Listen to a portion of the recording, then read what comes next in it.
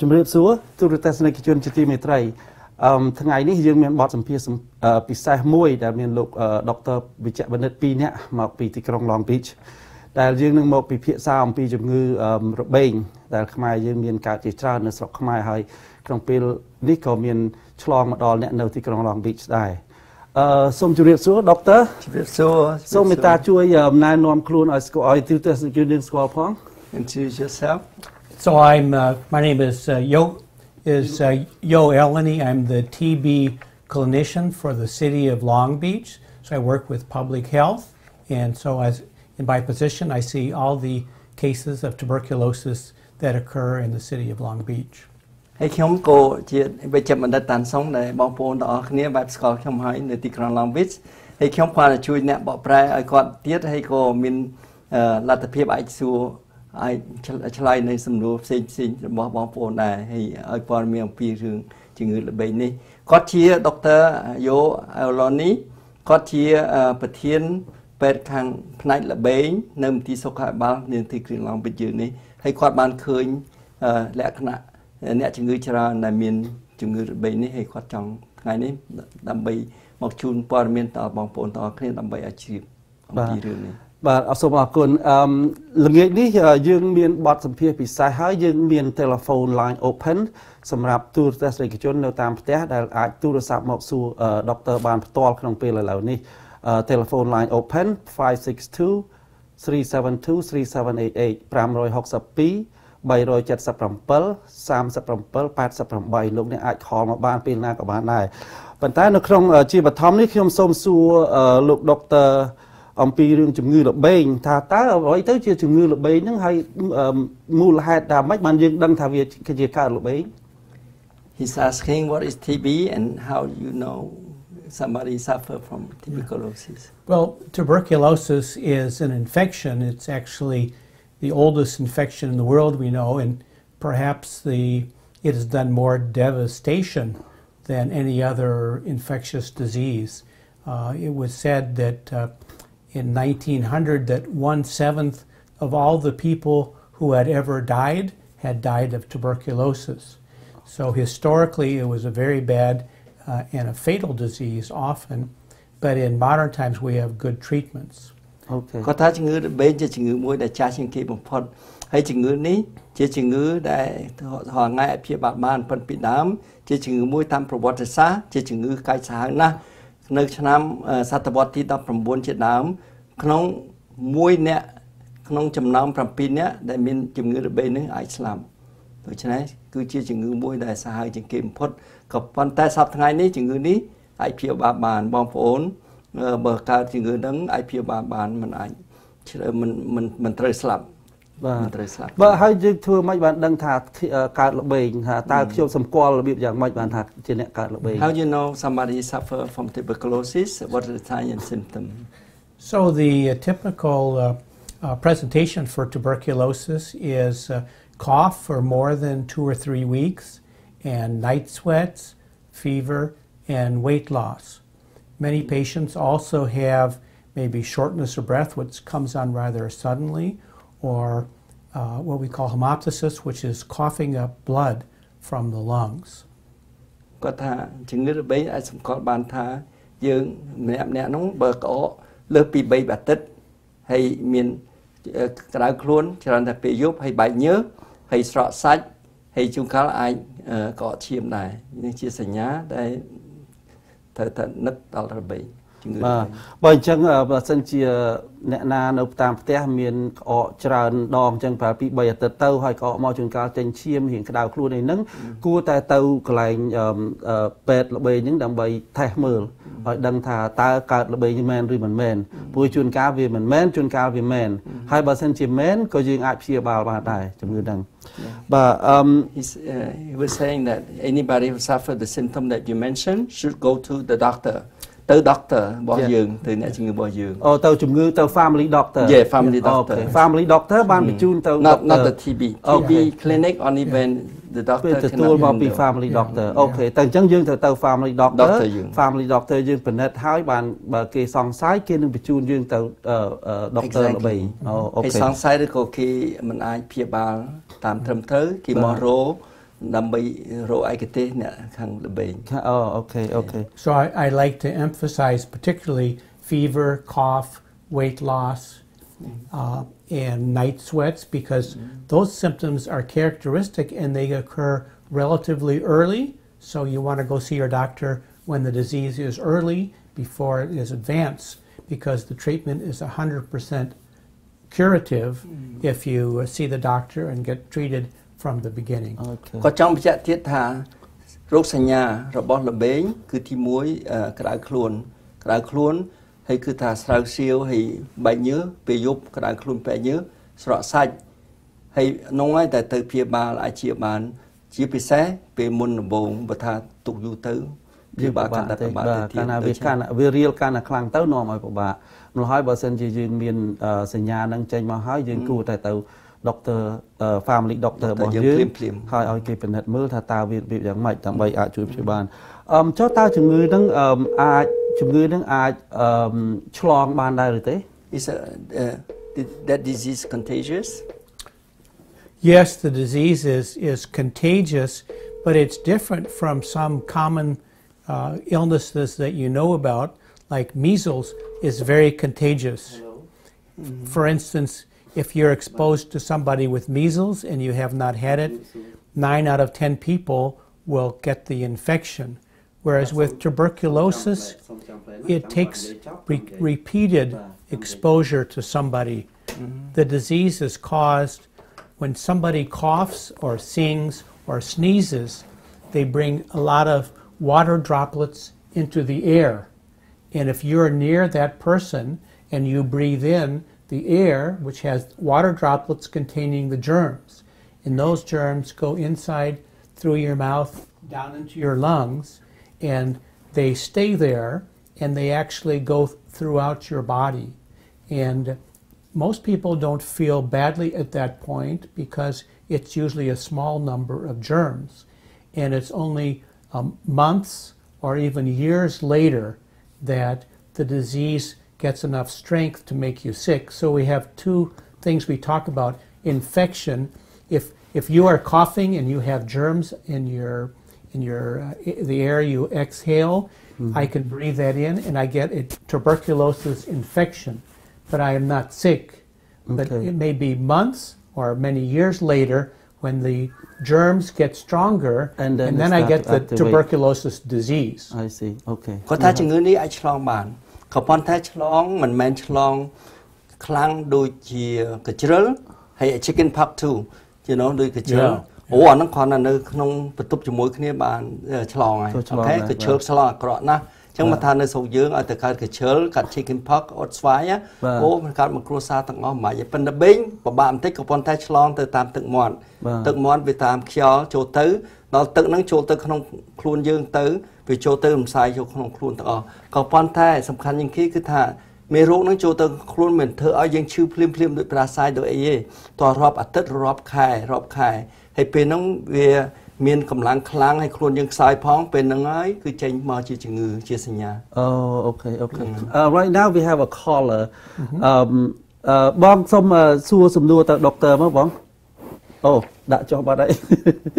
អត់អីចាំតិចទៀតគាត់ call មកវិញចឹងបាទព្រោះខ្ញុំឲ្យគាត់ចាំហើយដល់ហើយគាត់បានចាំគាត់ call មកវិញចង់សួរ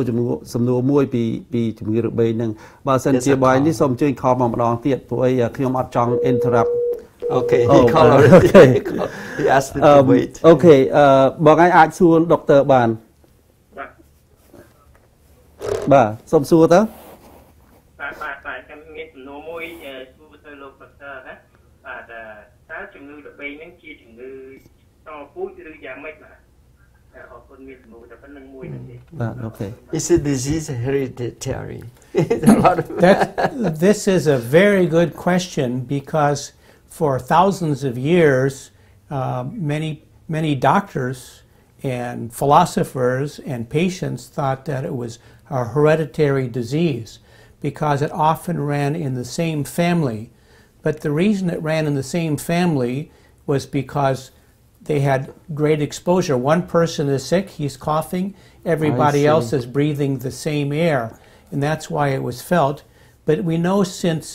about 1860 that it was not a hereditary disease. It is transmitted. In 1860, about the time of the American Civil War, in France, a research... Well, this is before Koch's even. Oh. Koch was the famous one, but the first one just took made a sick mouse with tuberculosis, and he took the secretions from the mouse and injected it to another mouse. And then they killed the other mouse, and they showed that it too had tuberculosis. So from 1860, we knew it was a transmissible agent. And then Robert Koch, 20 years later, was able to show under the microscope what the germs look like. គាត់ថាជាសំណួរមួយល្អណាស់ពីព្រោះមកដល់សតវត្សទី1860គេជឿថាប្រហែលជាសួរពូជមែនក៏ប៉ុន្តែដល់ក្រោយមកបានគេដឹងថាមិនមែនទេពួកហ្នឹងកើតនៅក្នុងគ្រួសារជាមួយគ្នាមែនមិនមែនមកពីសួរពូជទេមកពីដោយសារឆ្លងគ្នាហើយតាមវិទ្យាសាស្ត្រគេអាចសម្ដែងបានគេអាចបញ្ជាក់បានគឺថានៅឆ្នាំ1860គេយកមេរោគរបស់ល្បីហ្នឹងពី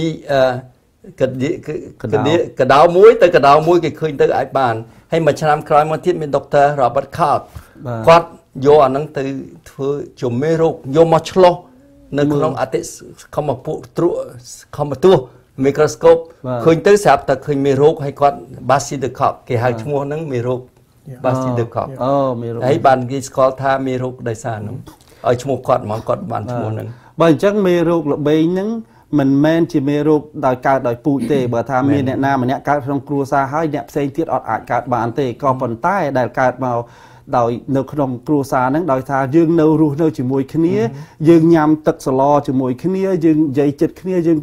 អកក្បែរគ្នានាំឲ្យទឹកមាត់ហ្នឹងឆ្លងទៅគ្រួសារយើងផ្សេងទៀតបានជាធម្មតាគ្រួសារមួយកើតហើយម្នាក់កើតក្នុងគ្រួសារម្នាក់ផ្សេងទៀតកើតក្នុងគ្រួសារជាសំណួរមួយដ៏ល្អប៉ុន្តែតាមពិតល្បីនេះអាចឆ្លងមិនមែនជាជំងឺតាមពូជទេល្អ So to continue, it takes more than just exposure because, for instance, today in the world there are 2 billion people who have TB infection, but only 9 million get sick each year. So the disease requires first you have to be exposure, but then you have to be a host who is weakened. And sometimes we don't know why the person gets sick, but many times it's because they're heavy smokers, or because they have diabetes, or they have chronic kidney disease, or liver disease, or other immunological diseases where their defense against the germ is weakened. So it takes two things. You have to be exposed, but you also have to be what we call a susceptible host before you get sick. ហើយគាត់ថាដើម្បីកើតជំងឺហ្នឹងមានកត្តាពីរទី1គឺត្រូវឆ្លងមេរោគហ្នឹងក៏ប៉ុន្តែបុគ្គលដែលឆ្លងមានមេរោគចូលក្នុងខ្លួនមិនមែនទាំងអស់ឈឺទាំងអស់គ្នាទេអញ្ចឹងបានថាវាសំខាន់ណានៅក្នុងពិភពលោកច្រើនណាស់ដែលមានអូខេក៏ប៉ុន្តែមានតែប្រហែលលានអ្នកដែរកើតជំងឺហ្នឹងដោយក្នុង report នេះគាត់ប្រាប់ខ្ញុំនៅស្រុកខ្មែរ 64% របស់ប្រជាជនខ្មែរមានមេរោគហ្នឹង 64% of Cambodians have that ក៏ប៉ុន្តែមិនមែន 64% ងាប់ឈឺទាំងអស់ងាប់ហើយអត់មានទេមានតែមួយភាគតូចដែលមានដូច្នេះមកពីខ្លួនម្ចាស់ខ្លួននឹងវាខ្លាំងដោយមេរោគចូលមកតយុទ្ធជាមួយខ្លួនអត់បានដូច្នេះវាក្រាបវានៅសង្ងំយើងសង្ងំដល់ថ្ងៃណាមួយបុគ្គលយើងខ្លួននឹងខ្សោយអូអាហ្នឹងវាមកទៅទុកយាយយើងចាប់ដើមយាយដូច្នេះសំខាន់ណាស់បើយើងមានមេរោគចូលទៅត្រូវតែព្យាបាលហើយ if you get the diseases before you get the diseases you should get treated right you know that's right so one other thing I should mention is besides illnesses is nutrition if you have good nutrition then your defense against the infection is much better and it's been shown that if maybe the father or mother in the family have severe tuberculosis and they go home from the hospital, even when they have active disease, if the children in the family have very good food, that is they would bring in food to make sure they had a very good diet, which the doctors say this is the best diet for you, then the children did not get sick. Whereas in the control group, another group of families where the parents would go home and they would not give any special diet, the children often got sick with tuberculosis.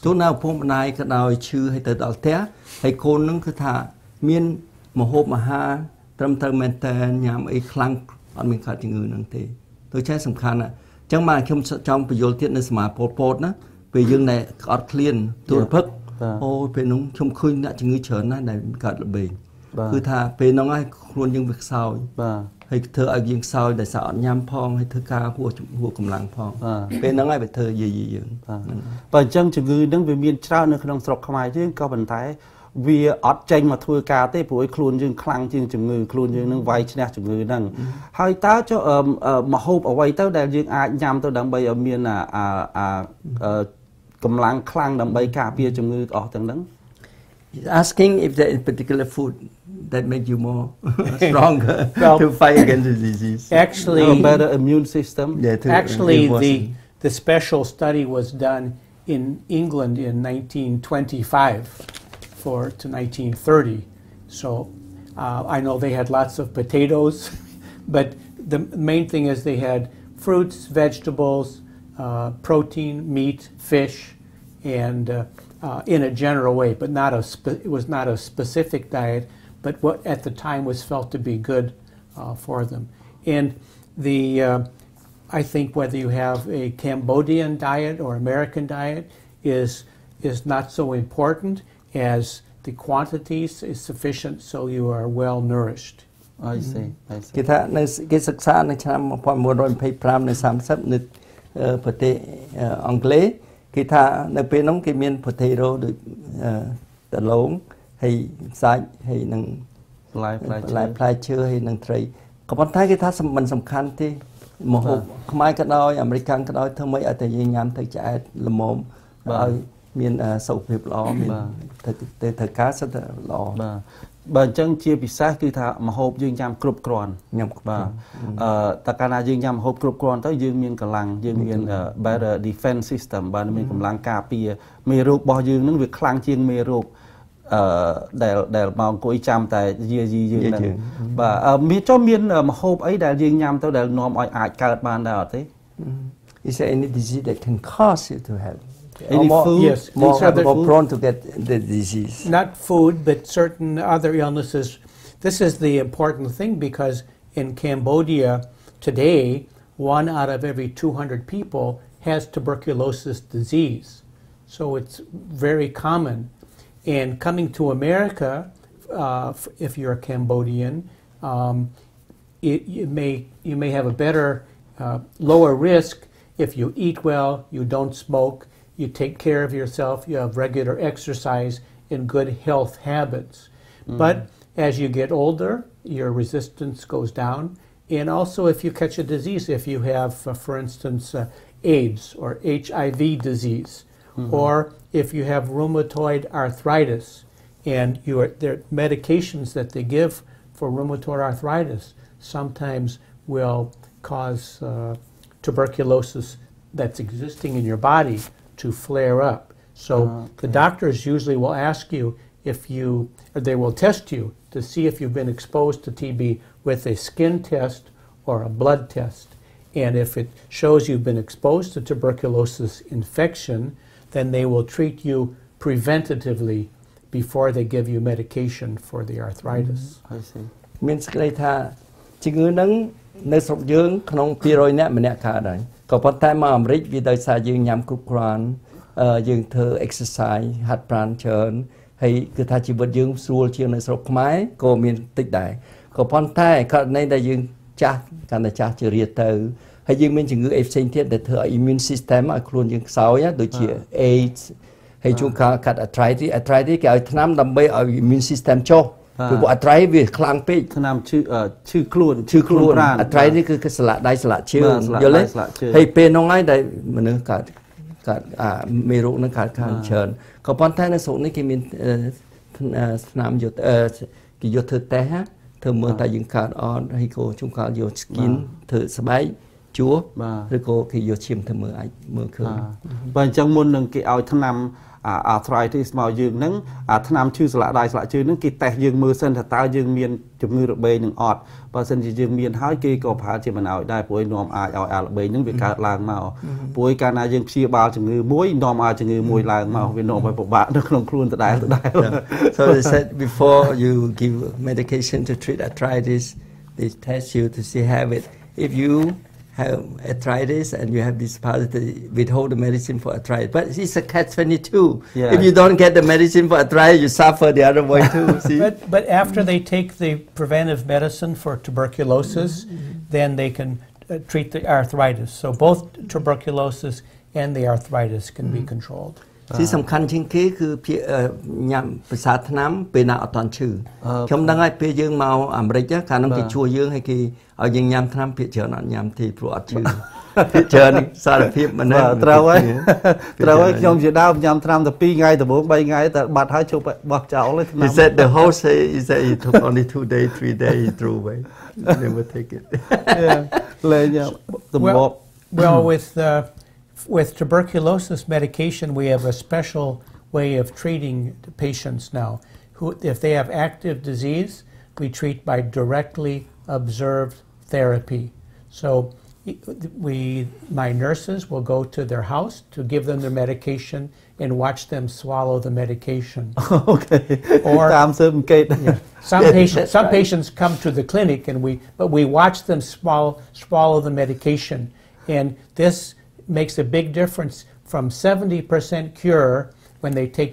medicine by themselves. It is 100% cure because we watch them and make sure because it's human nature not to take a lot of medicine when you're feeling well. And with tuberculosis, you are very sick at first, but later on you feel fine. But it's important to continue taking the medication so that you will not have a recurrence. If you do not take the medication for, let's say, at least 6 months, the disease may come back. So this is why it's important to have directly observed therapy to be sure each patient remembers to take the medication even after they start feeling well. ដោយសារចឹងហើយបានថាអ្នកជំងឺដែលអត់ដឹងថាខ្លួនឯងឈឺហើយមានមេរោគហ្នឹងជួនកាលអត់ញ៉ាំថ្នាំដូច្នេះនៅទីក្រុងឡុងប៊ីចគឺជាទូទៅឬក៏ដូចនៅប្រទេសទាំងមូលដែរគេបើឈឺមែនតើណាឈឺល្បីមែនតើគេអត់ទុកចិត្តទេគេយក nurse ទៅមើលផ្ទះដូចប៉ូលីសចឹងគេឲ្យយើងញ៉ាំនៅមុខគេហ្មងឬក៏ទៅកន្លែងគេឲ្យញ៉ាំនៅមុខគេហ្មងដូច្នេះដើម្បីធ្វើអញ្ចឹងពីដើម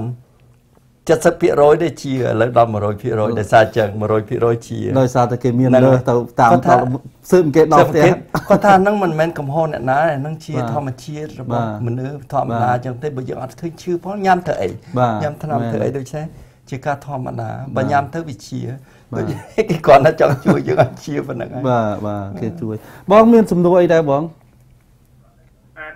ចង់សួរគាត់បាទខ្ញុំចង់សួរមិញគាត់បានឆ្លើយចំនួនរបស់ខ្ញុំថា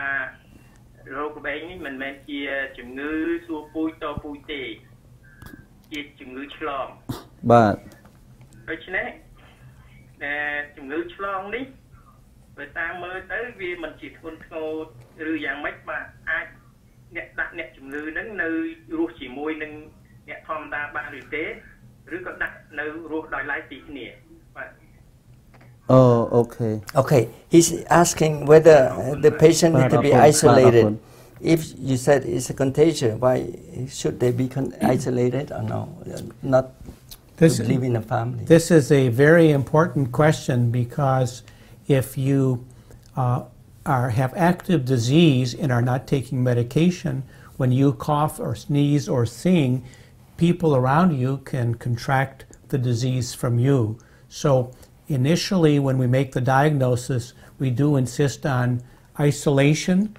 We look at their sputum, and if we see germs in their sputum, that correlates with contagion. So as long as they have germs visible in their sputum that they cough up, then we keep them away from anybody except those people that they've always been exposed to in their homes, of course, it shouldn't be a problem. But they should not go visiting young babies, or they should not go outside the house in elevators or shopping until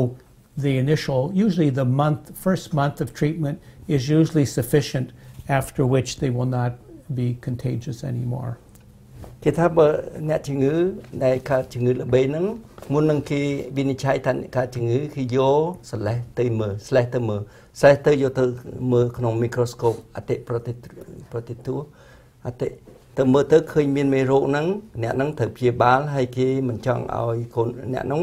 ចេញទៅក្រៅឆ្លងទៅគេទៀតទេប៉ុន្តែអ្នកនៅក្នុងគ្រួសារអត់អីឲ្យទៅគាត់ព្យាបាលមិនចាំបាច់ព្យាបាលមិនចាំបាច់ឲ្យគាត់ទៅនៅជាមួយខ្លួនគាត់ម្នាក់ឯងទេទេបាច់ចាំបំបែកទេបាច់តែបើអញ្ចឹងបានន័យថាអ្នកជំងឺអាចនៅជាមួយនឹងគ្រួសារបានក៏ប៉ុន្តែកុំឲ្យនៅក្បែរក្មេងតូចហើយកុំឲ្យក្អកទៅក្បែរអ្នកអត់មានជំងឺបើថាក្អកយកល្អទៅយើងមានបើសិនជាយើងមានអីបិទមុខអានឹងក៏បានល្អដែរ If we have a mask when we cough is that better Sometimes you have to go see the doctor, so it's okay. We insist that you wear a mask when you go see your doctor, either a TB doctor or another doctor. And so this is a protection. But for the most part, we prefer people stay at home. They can go walking outside, but they cannot be in close quarters with people who are not already exposed to TB. Hello. បាទចាំផ្លែតខ្ញុំដាក់ក្នុង speaker ដើម្បីសួរ doctor តែម្ដងទៅណាបាទចាំផ្លែតបាទអូខេសូមសួរ doctor តែម្ដងទៅចង់បន្ថែមបន្តិចទៀតគាត់ចង់មានសេចក្តីមិញសូមចាំផ្លែត doctor សូមបកប្រែហ្នឹងសូមបកប្រែឲ្យគាត់អស់សេចក្តីគាត់ថាចេញទៅក្រៅទៅខៀវអាកាសទៅដើរអីបានក៏ប៉ុន្តែនៅកន្លែងដែលមានក្នុងបន្ទប់នៅខាងក្នុងគួរតែជៀសវាងនៅខែទី1យ៉ាងហោចខែទី1ត្រូវនៅអូបាទពេលព្យាបាលខែទី1គួរតែនៅក្នុងផ្ទះគួរតែនៅផ្ទះកុំឲ្យចេញដើរទៅក្រៅចេញទៅក្រៅបានចេញទៅក្រៅក៏ប៉ុន្តែត្រូវប្រើ mask ចេញទៅក្រៅទៅកន្លែង doctor កន្លែងដែល close quarter គឺថាកន្លែងដែលនៅមានផ្ទះនៅអីណាអាហ្នឹងត្រូវគួរតែកុំឲ្យចិត្តគេហ្នឹងបាទអូខេពាក់អីចឹងទៅបាទអូខេសូម Hello បាទសូមសួរសំណួរទៅបាទចង់សួរថាម៉េចដែរបង say something about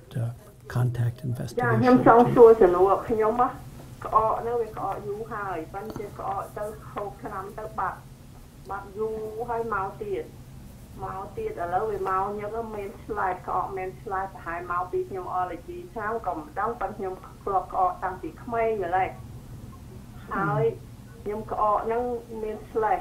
តើល្បែងឬមុនល្បែងរបៀបធ្វើទុករបៀបម៉េចខ្ញុំសុំសួរមើលគ្រូ She asking she have cough quite often on and off and a lot of productive sputum, and is it TB or not, she said. So this is why you need to go to a doctor if you have coughing for more than 2 or 3 weeks, because there are many causes of cough, and only the doctor can tell. He may get an x-ray, he will listen to you. You may have cough from asthma, or what we call COPD, which is chronic bronchitis, or emphysema, or there are many causes of coughing. You can have pneumonia, and this is the reason you want to see a doctor and be evaluated to see what is the cause of the cough. It turns out that most people with a cough do not have tuberculosis, but if it persists for more than 2 to 3 weeks, it's very important to see a doctor and to rule out or rule in tuberculosis. សំណួរមិញថាគាត់ក្អកគាត់អាចកើតល្បែងឬទេហើយវិជ្ជបណ្ឌិតគាត់ឆ្លើយថាក្អកមានមូលហេតុវាច្រើនយ៉ាងជួនកាលក៏ជាសញ្ញារបស់ HERD ក៏មាន COPD គឺជំងឺមនុស្សចាស់ដែលជក់បារីហើយជួនកាលហ្នឹងដូច HERD ចឹងដែរឬក៏មហារីកឬក៏ជួនកាលលាកសួតក៏មានដែរខ្ញុំចង់បន្ថែមខ្លួនគាត់សញ្ញាថាសញ្ញារបេងគឺសញ្ញាមិនមែនគ្រាន់តែក្អកទេគឺក្តៅខ្លួនមានបែកញើសពេលយប់ហើយសក់សាច់ដូច្នេះដើម្បីមានជំងឺមួយមិនមែនមានតែសញ្ញារោគសញ្ញាមួយទេផ្សំគ្នាទាំងអស់រោគសញ្ញាទាំងអស់បានអាចជាល្បែងក៏ប៉ុន្តែគាត់សូមឲ្យទូលមានថាដំបូងមានថាទៅមើលគ្រូពេទ្យទៅរៀបរាប់សញ្ញាហ្នឹងដើម្បីទៅ chúng ta doctor bằng mình cho bà phải có tí trong thơ X-ray rồi có thơ test to tiết luôn bờ không chui su với nhá chúng ta là bền chúng ta sinh thiết đôi chim Harry của miền này để trái bờ có chơn chứ bây giờ tích thật mới doctor mới cụ phải bao nhiêu bà này thà bà sân chỉ có đứng lưu tra tại đào khuôn vậy như về giúp có màu chành chiêm tai bà có còn thoa mà đa tế bà hai chim mình chỉ bệnh thì có bàn tay cua tại tàu doctor family doctor bỏ phần dưới đâm bay ỏi quạt phần nét mới ở bàn cho bà lo hai chuyên gia đang vì ai tàu chỉ có mà Harry các bạn đài của ỏi xanh tiết trà này phần tay family doctor dưới ai phần nét mới hai bệnh chun tàu specialist hàng na bàn phần tay chia sầm khănคือเราfamily doctor យើងគឺជាជំហានទី1បាទ So if the family doctor suspects TB he doesn't have to have proof but even if he suspects TB he may send the patient to our clinic to continue the evaluation and prove the diagnosis គាត់ថាបើគ្រូពេទ្យតខ្លួនរបស់យើងតាមគ្រួសារបើគាត់គ្រាន់តែសង្ស័យថារបេងក៏អាចជូនទៅឲ្យគាត់មើលដើម្បីធ្វើការអង្កេតមើលស្រាវជ្រាវមកថាកើតជំងឺរបេងនឹងមិនមែនទៅឆែកគេដើម្បីបើអញ្ចឹងគាត់ថាទៅមើលទៅបើសិនជាដុកទ័រគេសង្ស័យគេបញ្ជូនទៅ specialist ខាងជំនាញការខាងដុកទ័រជំនាញការខាងរបេងហ្នឹងហើយបាទព្រោះគេសង្ស័យបាទឥឡូវនេះខ្ញុំចង់កម្មវិធីយើងសូមសម្រាប់មួយ plate សិនពេលយើងត្រឡប់មកវិញយើងនឹងជួបដុកទ័រជាបន្ត we're going to take a little break and when we come back we're going to continue the conversation សូមរងចាំសូមស្វាគមន៍ត្រឡប់មកវិញអំបញ្ញមិញនេះយើងកំពុងតែជួបជាមួយនឹងដុកទ័រខាងវិជ្ជបណ្ឌិត specialist ខាងជំងឺរបេងហ្នឹងមានកើតច្រើនណាស់មានតាំងពីនៅក្នុងសួតក្នុងឆ្អឹងក្នុងស្បែកហើយក្នុងកលៀនក្នុងអីសពសារពើទាំងអស់ហើយវាជាជំងឺឆ្លងមួយដែរហើយប៉ុន្តែជួនកាលយើងកើតក្នុងខ្លួនយើងហើយយើងក៏មិនដឹងថាវាកើតដែរដល់ទៅពេលណាខ្លួនរបស់យើងនឹងវាខ្សោយបានជំងឺនឹងវាចេញមកធ្វើបាបយើងហើយដូច្នេះសូមបើឃើញអ្នកណាក្អកអីចឹងយើងកុំទៅក្បែរឬក៏យើងត្រូវដើរឆ្ងាយហើយជំងឺនឹងកើតជាច្រើននៅក្នុងប្រទេសកម្ពុជាយើងនៅក្នុងប្រទេសខ្មែរយើង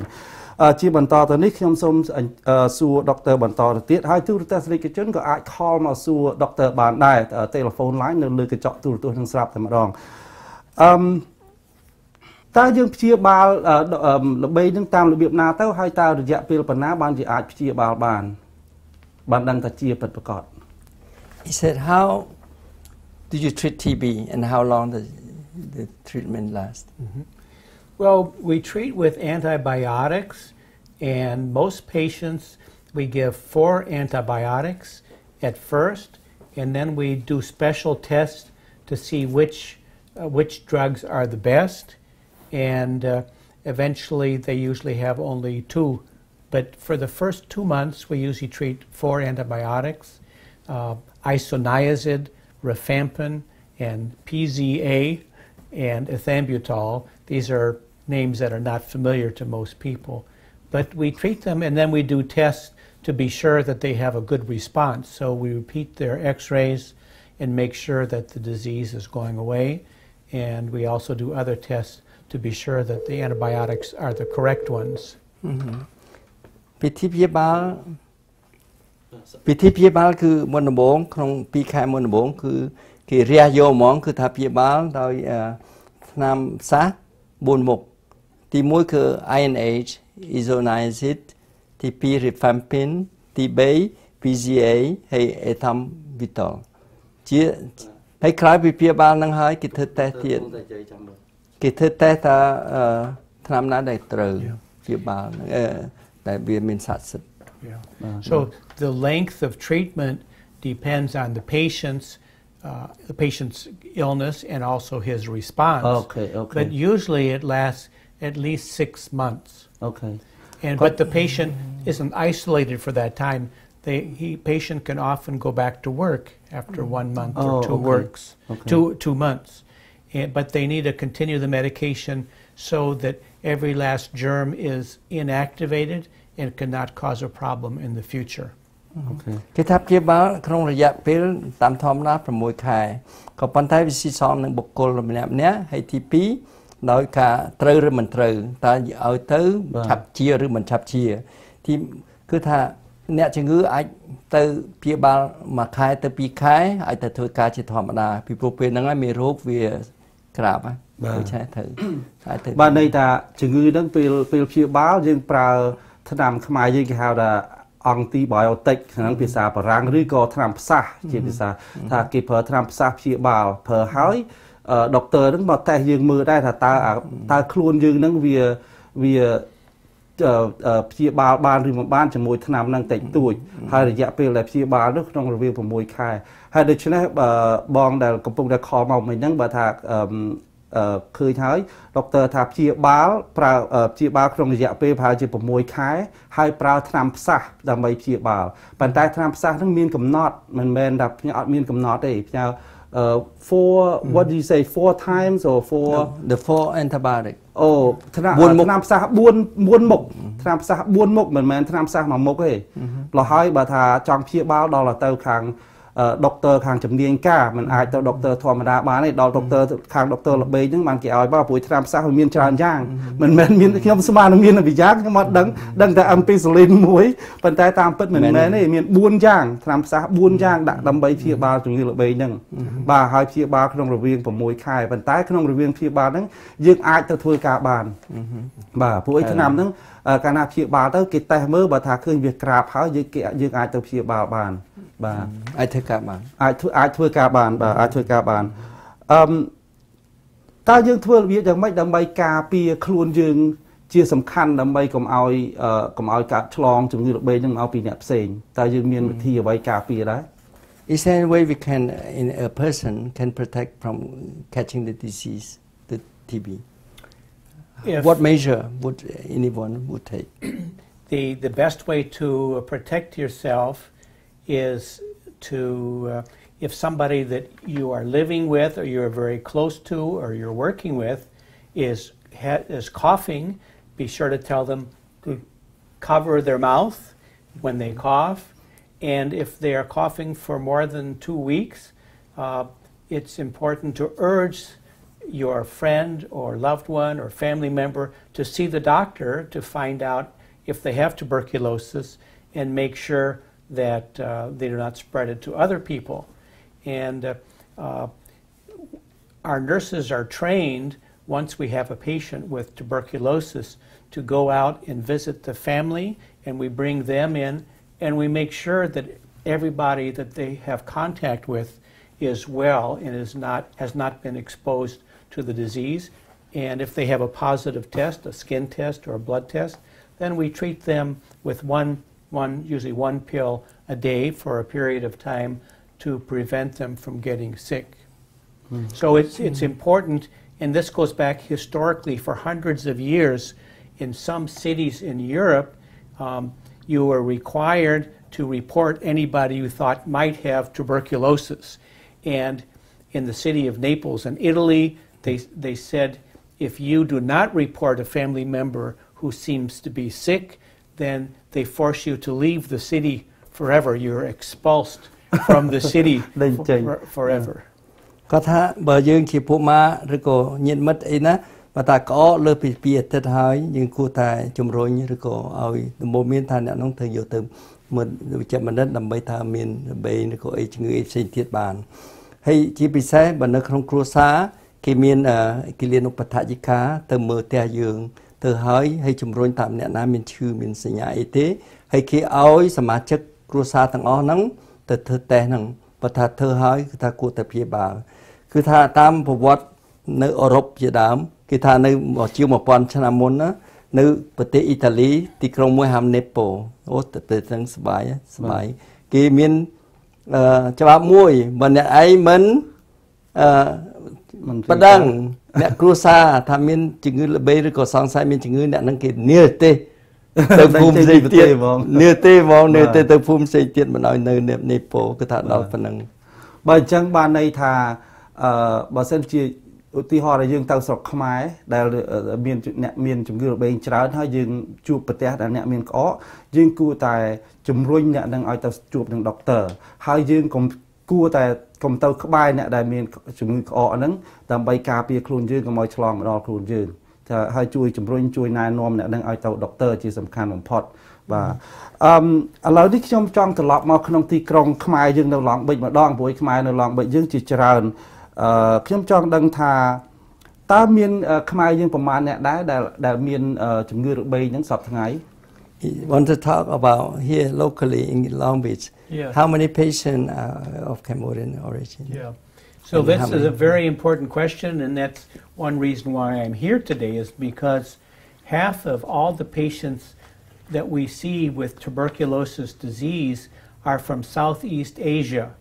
and a major percentage of those people are Cambodians. So we see many Cambodians with the disease, and some of them do not go to the doctor soon enough, so that last year in Long Beach, seven Long Beach residents actually died from tuberculosis because they did not see the doctor soon enough to be treated. So it's very important to see a doctor. And then the other question before, how can you prevent getting tuberculosis, is that ideally we have 2 billion people in the world. Ideally, we should give all those 2 billion people preventive medicine, maybe 1 pill a day or 2 capsules a day for a period of months so they do not get sick. But to treat 2 billion people is virtually impossible for us to do that. So we have to have a smaller focus. And for Cambodians living in Long Beach, we say if you have a positive skin test or a positive blood test and you have an abnormal x-ray, even if it's early in the disease, we want to treat it before it becomes bad. And then if you only have a positive test and you're under 35, you can make a calculation that makes sense to take 1 pill a day for at least 6 months to prevent you getting sick when you get older or when you become unwell later on. And then even if we see a patient who is 60 years old or 70 years old, if they have diabetes or they have an abnormal x-ray and they have inactive tuberculosis, we recommend that they take preventive medication so that as they get older, they will not become sick from tuberculosis infection and disease. និយាយពីរឿងជំងឺល្បីនៅទីក្រុងវិញគាត់មានប្រសាសន៍ថាសំខាន់ណាស់ដែលមូលហេតុដែលពួកខ្ញុំមកនិយាយហ្នឹងដើម្បីផ្សាយដំណឹងហ្នឹងគឺថាសំខាន់ពីព្រោះអ្នកដែលបានស្លាប់នៅទីក្រុងប្រចាំទៅទាំងអស់7នាក់ចាំទៅ2014ហ្នឹងពាក់កណ្ដាលគឺសឹងតែមកពីអាស៊ីភាគអាគ្នេយ៍ហើយភាគចំនួនធំគឺមកពីប្រទេសកម្ពុជាយើងដូច្នេះយើងទាំងអស់គ្នាដុកទ័រត្រូវទៅឲ្យព្យាបាលមុនឲ្យបានទាន់ពេលហើយដើម្បីការពារកុំឲ្យល្បែងគឺថានៅសកលលោកមានទៅ2កោតអ្នកនោះក៏ដែលមានល្បែងជំងឺហ្នឹងដើម្បីព្យាបាលទាំងអស់គ្នាពិបាកសំដៅមកស្រុកអាមេរិកវិញបើយើងទៅធ្វើតេស្ត positive ណាចេញទៅវាជួសទៅឡើងណាឬក៏យកឈាមទៅមើលហើយមានយកទៅថតទៅក្នុងសួតទៅមានអីផ្សេងទៀតគួរតែយកទៅព្យាបាលហើយអ្នកដែលតិចជាង35ឆ្នាំហើយជួសទៅឡើងត្រូវតែព្យាបាលដាច់ខាត6ខែយ៉ាងតិចអ្នកដែលចាស់ជាង35ឆ្នាំ60ទៅ70ឆ្នាំបើអ្នកហ្នឹងចេញមកមានឡើងក្នុងព្យុះល្បែងហើយមានជំងឺផ្សេងទៀតដូចជាទឹកនោមផ្អែមដូចជាជួនកាលមហារីកឬក៏ជួនកាលមានស្អីក្រៅពីនឹងក្នុងសួតទៀតអ្នកអស់នោះគួរតែព្យាបាលដែរដើម្បីកុំឲ្យកើតជំងឺហ្នឹងតថ្ងៃចូលរាកាន់ហ្នឹងខ្ញុំចង់សួរមួយទៀតថាពេលអ្នកដែលពេលមួយឆ្នាំភាគច្រើនម្នាក់មានជំងឺផ្ដាសាយជំងឺផ្ដាសាយហ្នឹងក្អកភាគច្រើនក្អកឈឺក្បាលវិលមុខក្តៅខ្លួនអីហ្នឹងអានឹងជំងឺផ្ដាសាយហ្នឹងជាការធម្មតាកើតឡើងជារៀងរាល់ឆ្នាំតើជំងឺហ្នឹងវាអាចធ្វើឲ្យខ្លួនយើងនឹងទន់ខ្សោយដើម្បីឲ្យជំងឺល្បីនឹងកើតឡើងមកបានដែរអត់ទេ He said every year, each year, people suffer from influenza, regular flu, cold and cough. If this disease can trigger the reactivation of TB. Yes, influenza can trigger a reactivation because any illness that you have that is severe, it lowers your resistance. And so that tuberculosis, which is lying dormant in your body, often for many years, we see patients in their 60s and 70s or 80s who have carried the germ since they were in Cambodia many, many years ago. But at this time in their old age, they become sick, and influenza is one of the things that can weaken your resistance, and diabetes and kidney disease or liver disease, alcoholism. And I didn't mention before, the homeless people are at risk for tuberculosis too, because they don't have good nutrition. They often don't take good care of themselves. But in the city of Long Beach, very few of our patients are homeless. In Los Angeles, many patients who are homeless get tuberculosis. In Long Beach, TB does not occur because of poor habits, but because of carrying the disease until such time in your life that your resistance has become lowered. And HIV too, right? HIV especially, but again, HIV, only one of our patients right now, 1 out of 30 patients is HIV positive. So it's in Los Angeles, it's a much higher percentage than in Long Beach. គាត់ថាសំណួរថាប្រាស័យសំធំប្រាស័យធំ influenza ដែលគេចាក់ថ្នាំបានហ្នឹងអាចធ្វើឲ្យខ្លួនយើងខ្សោយ immune system សោកខ្សោយដូច្នេះអ្នកដែលជារាទៀត70 80ឆ្នាំអ្នកហ្នឹងក៏ត្រូវអញ្ចឹងដែរមានអ្នកជំងឺដូចជាទឹកនោមផ្អែមជួនកាលមានកលៀនឈឺកលៀនឬក៏ឈឺថ្លើមឬក៏អ្នកពិសាស្រាច្រើនហើយសំខាន់ជាងគេអ្នកដែលអត់ផ្ទះនៅ homeless ណានៅតាមចាំតាមផាកទៅអីហ្នឹងព្រោះហ្នឹងហើយតែច្រើនដែលមានជំងឺល្បែងច្រើនជាងគេដូច្នេះនៅទីក្រុង Los Angeles ក្នុង30នាក់ម្នាក់កើត HIV អាហ្នឹងច្រើនណាស់ HIV គាត់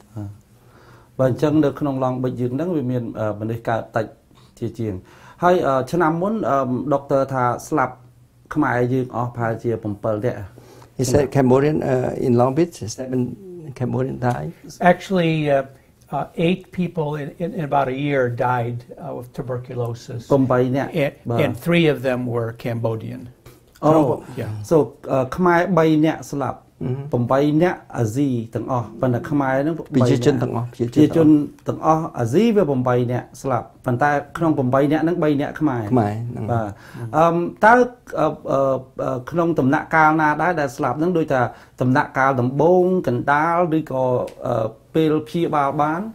ដំណាក់កាលដែលគាត់ឈឺហ្នឹងគាត់ទៅនឹងព្យាបាលបានឬក៏អត់ទេហេតុអីបានជាគាត់ស្លាប់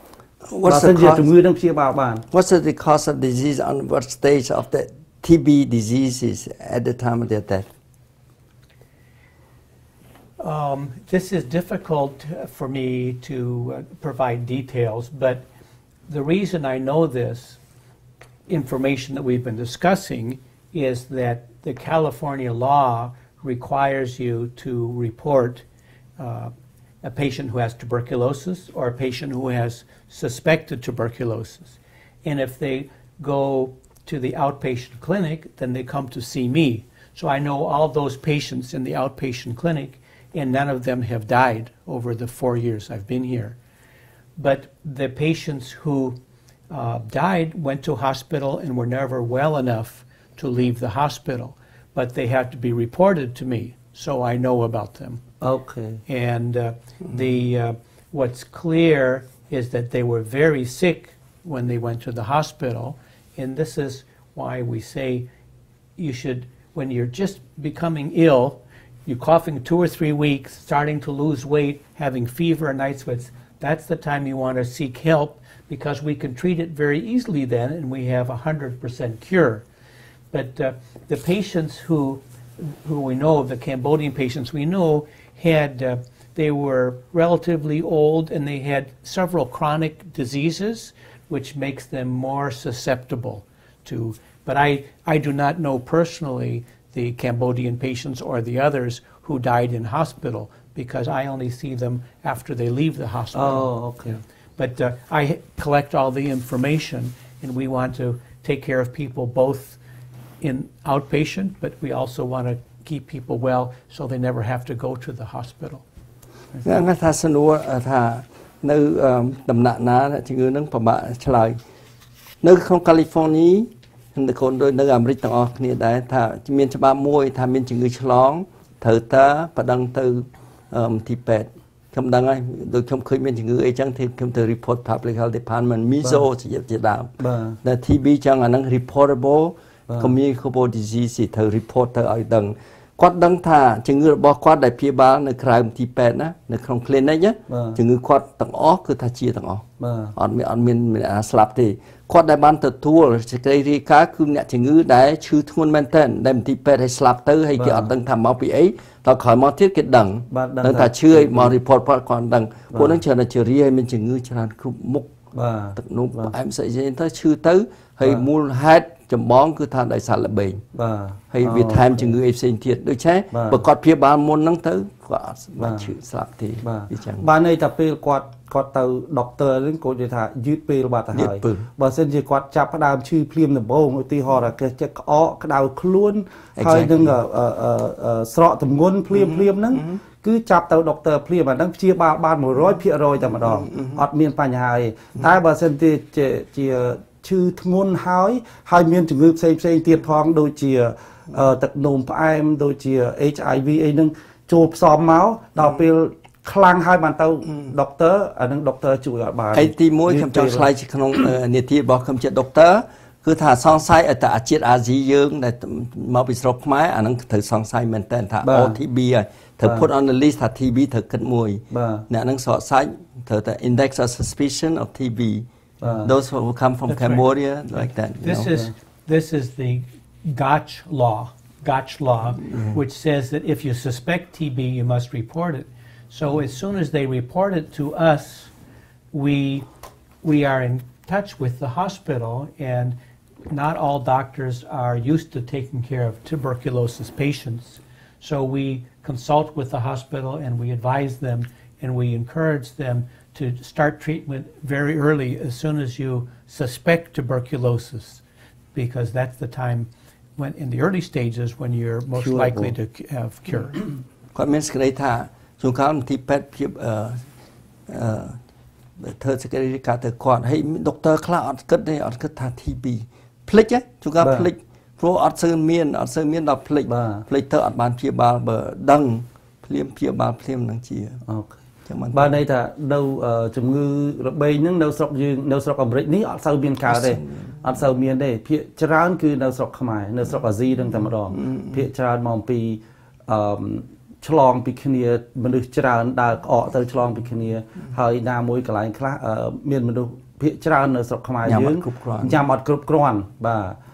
ដល់ពេលកាលណាគ្នាមានម្ហូបខ្វះខាតពីម្ហូបទៅស្គមរីនរៃទៅវាអាចកើតជំងឺនឹងបានដែរជួនកាលជំងឺនឹងកើតហើយក៏ប៉ុន្តែវាអត់ទាន់ចេញមកដល់ពេលយើងស្គមយើងខ្សោយជំងឺនឹងវាចេញមករុំរិតយើងតែម្ដងបាទនៅស្រុកខ្មែរ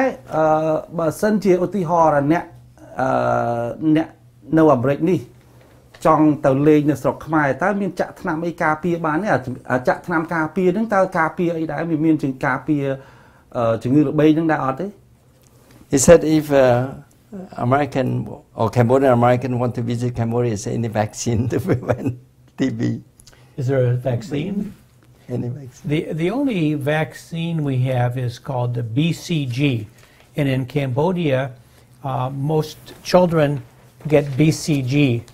vaccination at birth, but it does not prevent tuberculosis. But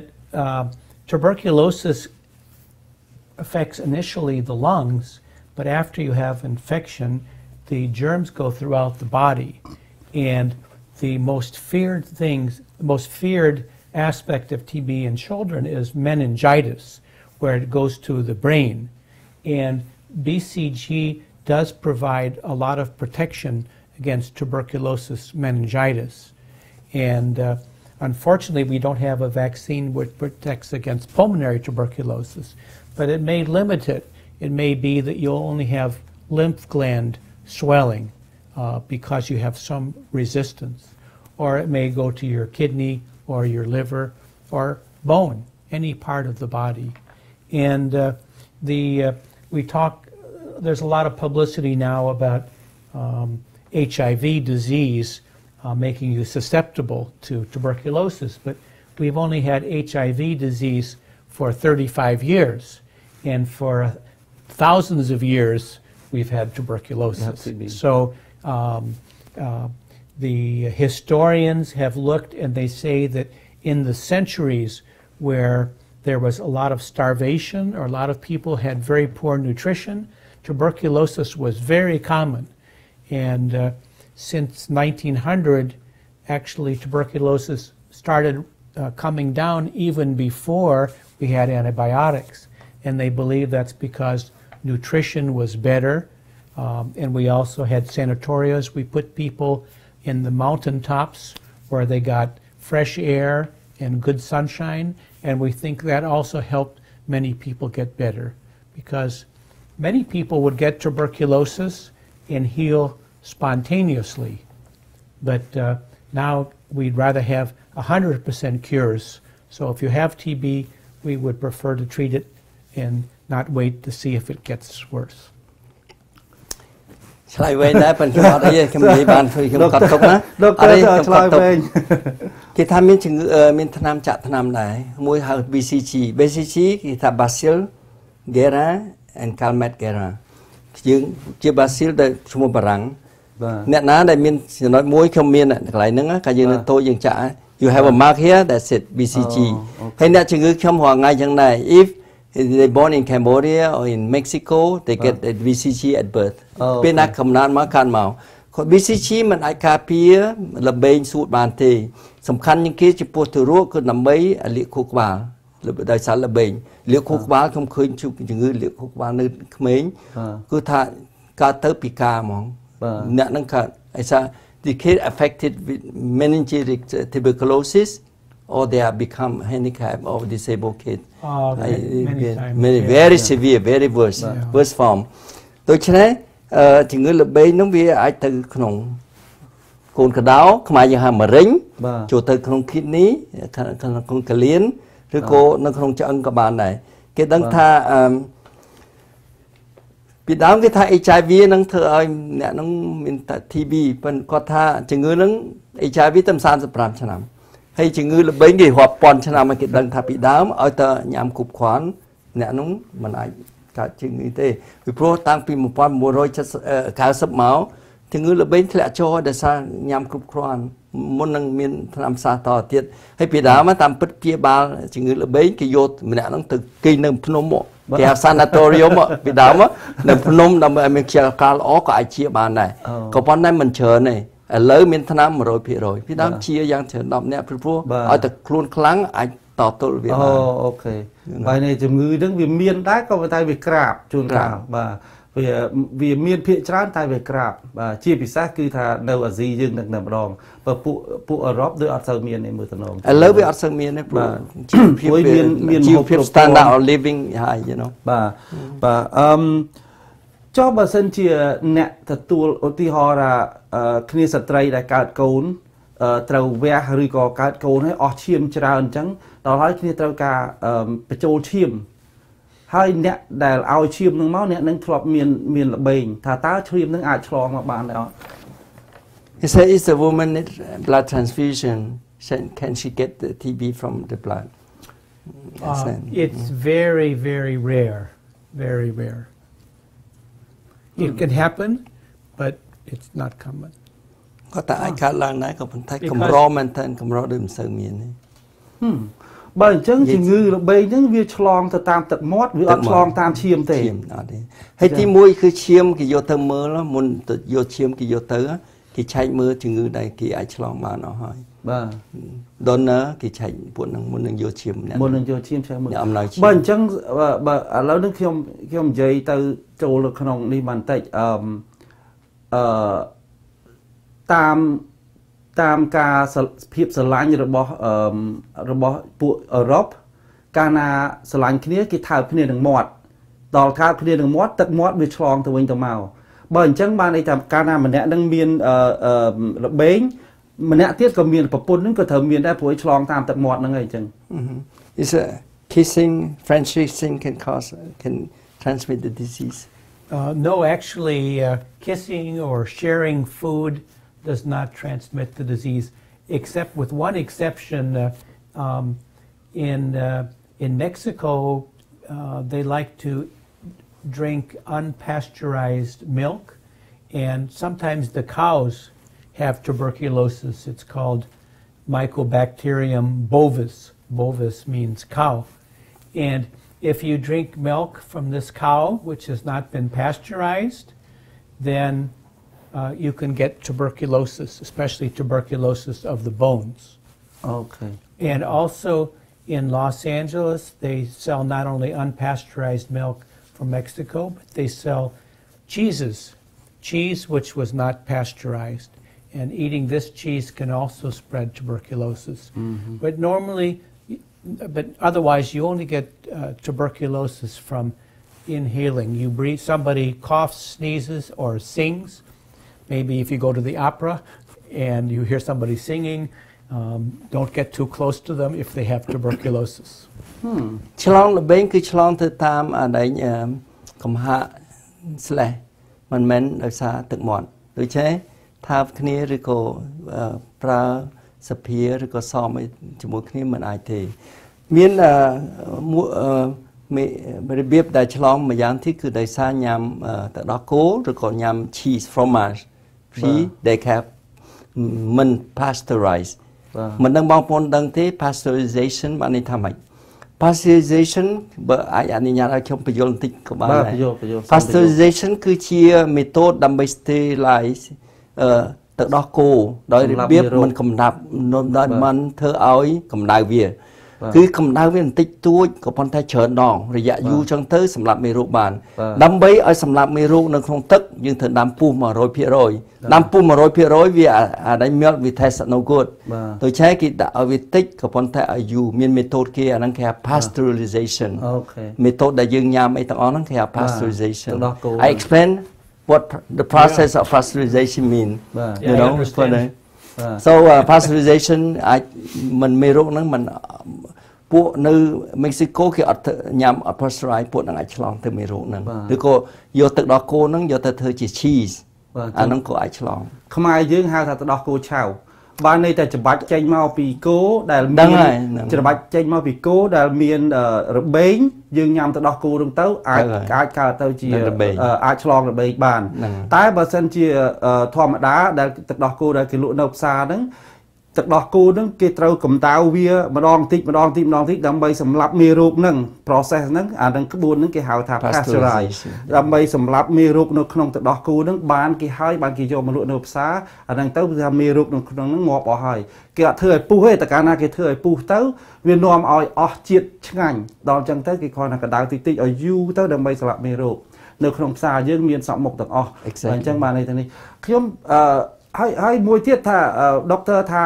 ពេលយើងច្រៀងវាអាចឆ្លងរបេងដល់ពេលយើងថើបវាអត់ឆ្លងរបេងពេលយើងច្រៀងនេះគឺចេញទឹកមាត់ពេលថើបនេះគឺទឹកមាត់ឆ្លងដែរតើហេតុអីបានជាវាអត់មួយឆ្លងមួយមិនឆ្លងមួយតាមតែខ្ញុំគិតទៅវាមិនសូវជាខុសគ្នាប្រហែលទេ The question is why kissing doesn't transmit the bacteria, but by singing, flashing on the saliva can do that. Singing, when you sing, if you have a special camera, you can see that you're spitting when you're singing. You're spitting out in the air. The air has water droplets, and the same when you cough or when you sneeze. You know, when you sneeze, it's very wet. So all these things are in a way that can be inhaled. But French kissing or kissing, first of all, TB does not usually involve the tongue or the mouth. So the germs are not there. The germs are down here in your voice box or down in your lungs. Oh, okay, yeah. Okay. So if you have tuberculosis in your kidney, you can't catch it from somebody else because the kidney is surrounded by skin. Oh, okay. ហើយគាត់មានប្រសាសន៍ថាគឺការខុសគ្នាតិចតួចព្រោះវាថាបើយើងច្រៀងគឺថាយើងជួនកាលអាចចេញ/ចេញមកគេយកទៅថតទៅឃើញហើយបើថាគ្នាវិញគឺថាគាត់តែទឹកមាត់ហើយមាត់អត់សូវអីទេគាត់ថាចឹងបើអញ្ចឹងបានន័យថាកាលណាយើងច្រៀងយើងខំប្រឹងច្រៀងកំពង់កនឹងយើងបើកសំឡេងចេញមកពីក្នុងទឹកមាត់ឬក៏/នឹងវាចេញមកពីក្នុងបានជាវាខ្ទាតទៅក្រៅបានអាចឆ្លងបានបើសិនជាយើងថើបយើងត្រូវត្រឹមតែអណ្ដាតត្រឹមតែខាងមុខនេះវាអត់មានមេរោគនៅកន្លែងនេះទេមេរោគវាអត់មាននៅនេះទេមេរោគវាមាននៅក្នុងសួតនៅក្នុងចេញមកពីកំពង់កបានជាវានាំឲ្យឆ្លងដល់អញ្ចឹងដល់ពេលស្រែកច្រៀងទៅពេលណាអ្នកណានៅក្បែរអានឹងអាចឆ្លងបានដោយសារវាចេញមេរោគនឹងមកពេលថើបវាអត់មេរោគនឹងអត់ចេញទេព្រោះវានៅតែលើខាងលើនេះបាទសូមអរគុណដុកទ័រកម្មវិធីយើងក៏ឈានចូលមកដល់ទីបញ្ចប់ដែរយើងឥឡូវនេះវាបានដល់ម៉ោង1ម៉ោងកន្លះហើយតាមពិតខ្ញុំចង់និយាយថាពេលតែ1ម៉ោងទេប៉ុន្តែដោយសារមានសំណួរច្រើនហើយក្នុងរឿងជំងឺរបេងនេះគឺជាជំងឺមួយដែលកាចសាហាវបំផុតចំពោះប្រជាជនខ្មែរយើងហើយហេតុដូច្នេះបើទូរទស្សនិកជនមានការងើយឆ្ងល់លើក្រោយសូមអញ្ជើញទូរស័ព្ទមកលើក្រោយក្នុងពេលនេះទូរស័ព្ទលេងអាចនិយាយបានហើយព្រោះដុកទ័រនឹងចប់ហើយបាទខ្ញុំសូមអរគុណដុកទ័រមែនតើដែលបានចំណាយពេលដ៏មានតម្លៃមកជួបពិភាក្សានៅក្នុងរឿងនេះបាទហើយខ្ញុំសូមអរគុណទូរទស្សនិកជនដែលបានតាមដានទស្សនាកម្មវិធីយើងផងដែរបាទសូមអរគុណខ្ញុំសូមអរគុណសូមលាបាទសូមអរគុណសូមជម្រាបលា Thank you and we will see you again next time សូមអរគុណ